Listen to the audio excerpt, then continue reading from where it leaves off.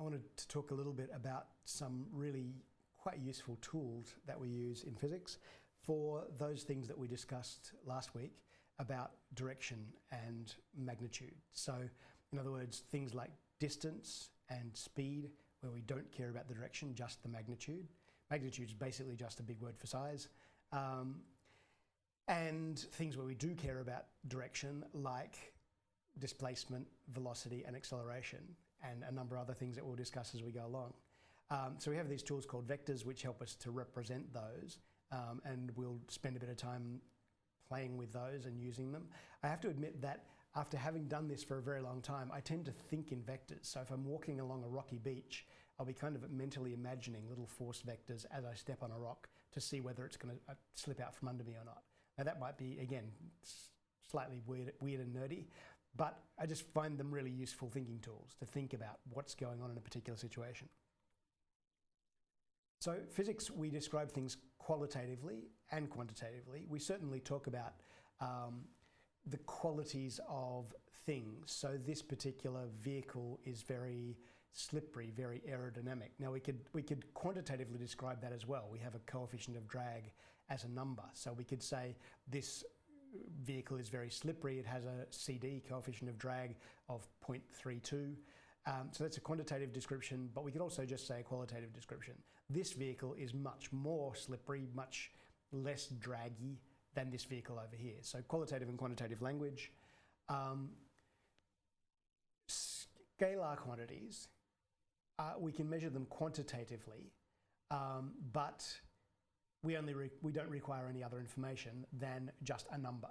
So, for example, the mass of a chocolate bar, 200 grams. So we've described it. We don't need a direction. It's not a chocolate bar that is 200 grams northwest or 200 grams downward. There might be a weight force associated with it that's downward, but the actual mass isn't a vector quantity, it's a scalar quantity. We could also describe the chocolate qualitatively. We could say it's yummy, we could say it's brown, we could say it's relatively soft depending on the temperature, we could say it smells good, and so on. So there's qualitative descriptions we could use. The quantitative description, and I mentioned the distance and speed are scalar quantities. A scalar, we just need a number to define. Vector quantities, we want to know the direction and the size, the magnitude. So forces, we want to know how strong it is, but we want to know where it is as well. And that will become more important when we go, okay, there are two forces acting on this object. Are they acting against each other and balancing each other out so nothing happens, or are they acting with each other and accelerating the thing faster? If we don't know the direction, we can't answer that question. So the direction is really important. So we might say the force of gravity on my keyboard is 10 newtons downward, because it's about a kilogram, something like that. So to completely describe a force, which is a vector quantity, we need both a number for the magnitude, 10 newtons, and a direction, downward in this case, for the gravitational force acting on an object. Velocity is a vector, and I mentioned that. It's a quality that we care about the direction. Speed is a scalar, and probably belaboring the point at this point. So velocity and speed, the difference, and scalar and vector. But it's a nice example to keep in your head, I guess. And distance and displacement as well. So displacement, velocity, force, acceleration are all vector quantities, and there's a number of others that you'll learn about as we go along. But really realizing this tool of vectors, and what we tend to do is represent them as an arrow, where we use the metaphor that the length of the arrow represents the magnitude of the quantity. So a small force will have a little arrow, a big force will have a big arrow, and those will be actually drawn to scale. So if it's 2 newtons, it will be 2 units long. If it's 10 newtons, it will be 10 units long.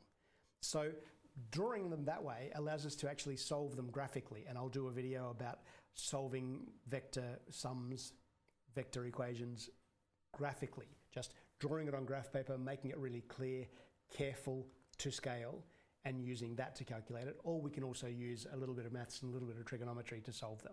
So we'll talk about how we actually add up vectors, subtract vectors, use vectors in various ways. This is a concept that some students find quite difficult. I tend to find, I've taught a fair bit of chemistry as well, students really struggle with the mole concept in chemistry, and they struggle with dynamic equilibrium in chemistry. Students tend to struggle with vectors in motion, but it's really not that difficult, I hope. I hope to demonstrate to you that it's actually not that difficult if you have a physical sense of what's going on and then use the tool to describe that. In other words, you don't get obsessed with the tool, you use the tool to represent your knowledge of physics.